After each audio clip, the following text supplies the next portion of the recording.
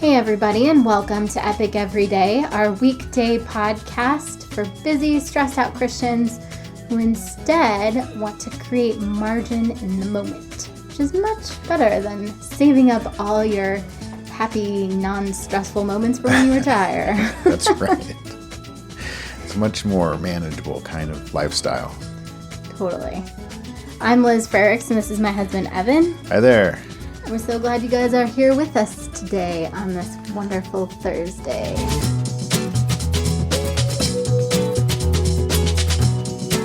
So, since it's Thursday, we are going to talk about being connected. And this has to do with both being connected to God and being connected to other people. And this week we are talking about self-love, so we thought we'd talk about receiving love. Yeah. And how hard is it to receive love? I think it's really hard, especially in our culture, because it's such a individualism, pull yourself up by your bootstraps, there's a lot of, even in the church, there's a lot of focus on giving love, but not a lot on receiving love. Yeah, I think it takes grace to receive love and humility, I think.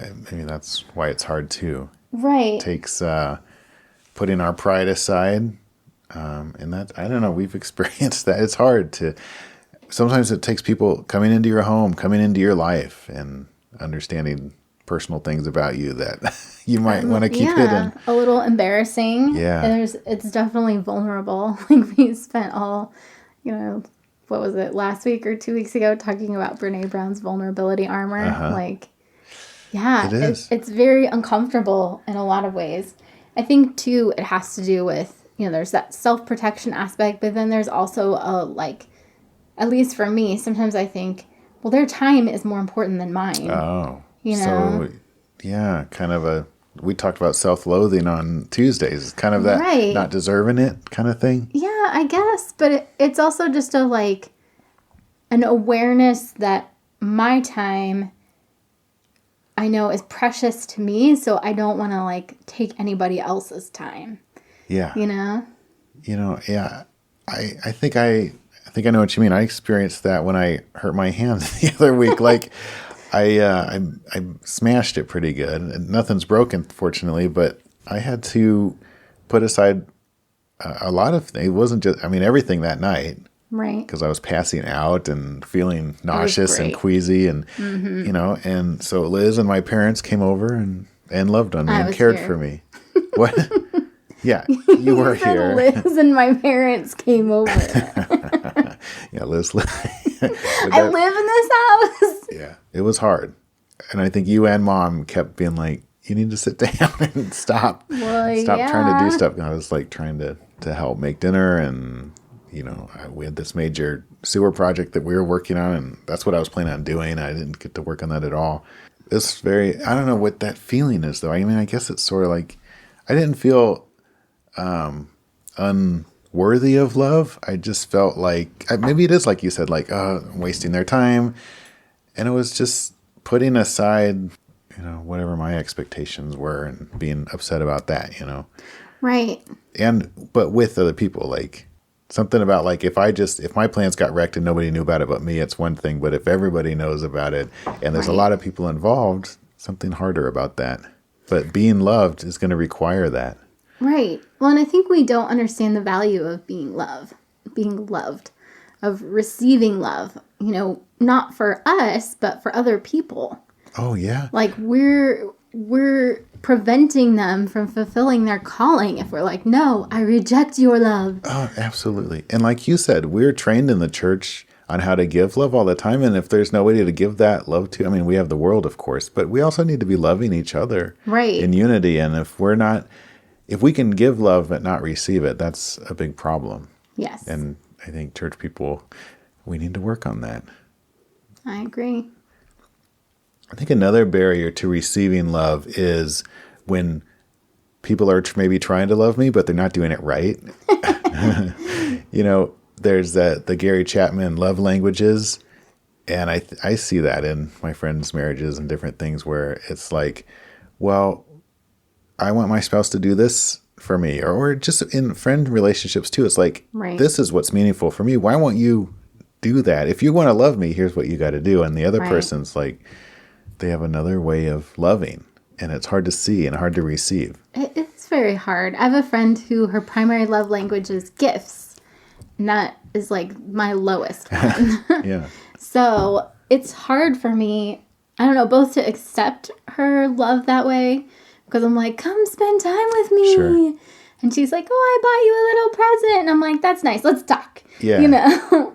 And then both to reciprocate for her and to be like, okay, let's come up with a little present too, Yeah, you know? that's hard.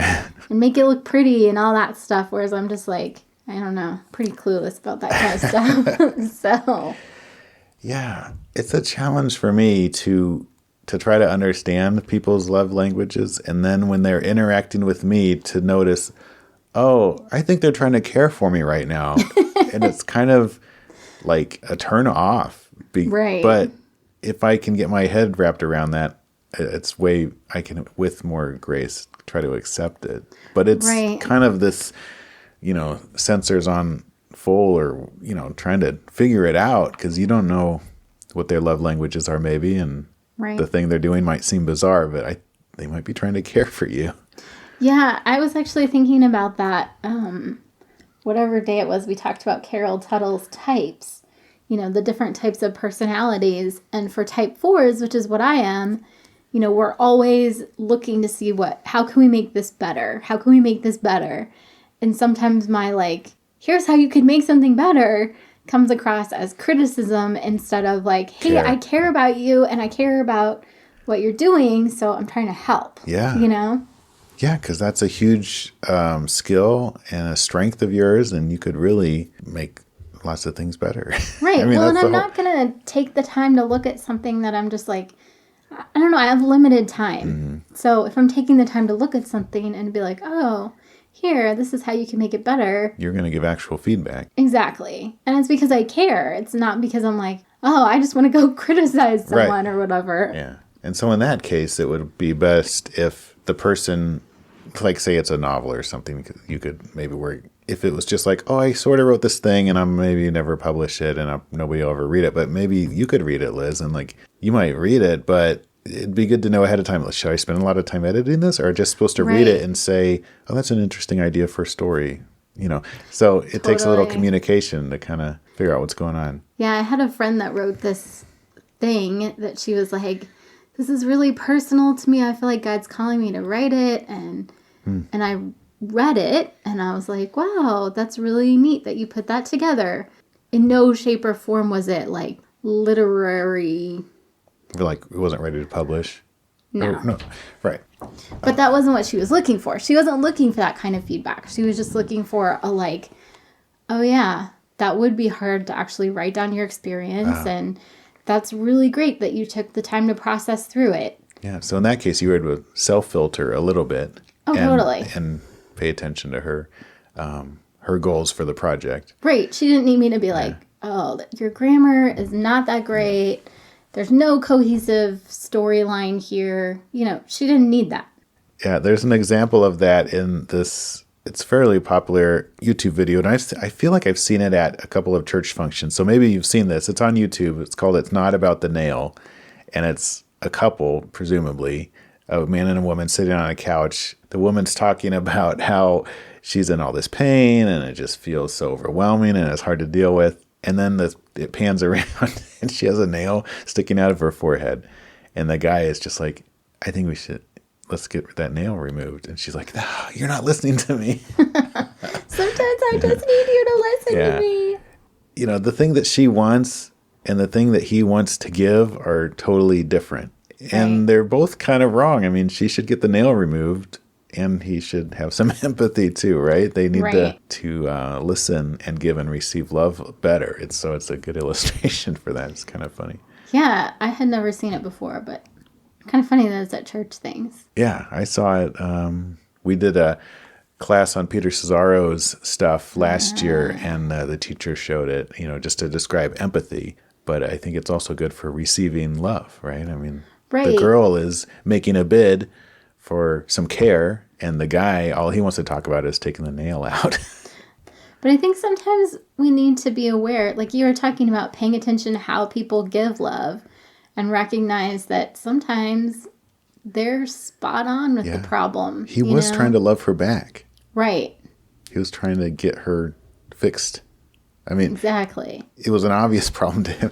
I think we talked about that the other day too, how you have those Hercule Poirot type of filter, and you see imperfections stand out like a sore thumb or a neon sign. I think too, when we think about going back to the receiving love as a way of, letting other people participate in their ministry, I think if we really had a proper view of ourselves and other people, if we're all this amazing, like we talked about a different day where, when people look at angels in the Bible, they're constantly blown away because angels are so amazing and so much, they're dazzling light and all this kind of stuff.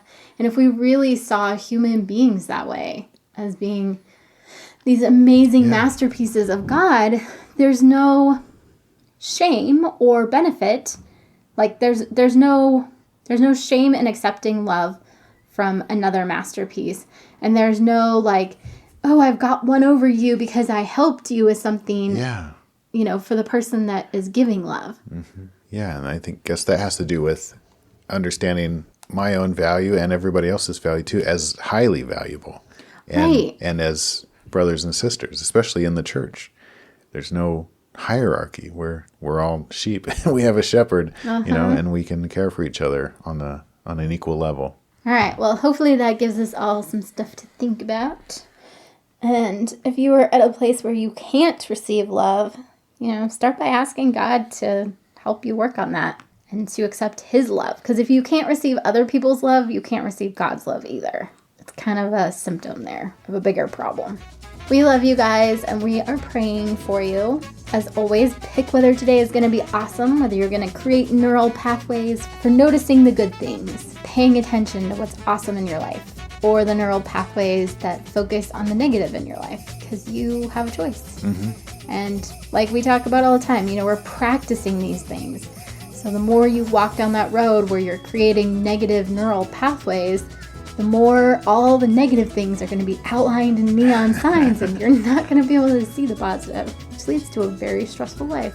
That's what gratitude lists are great for, kind of reprogramming some of that stuff. It's an ocean of blessings that we're swimming through, because God is so good to us. Yeah.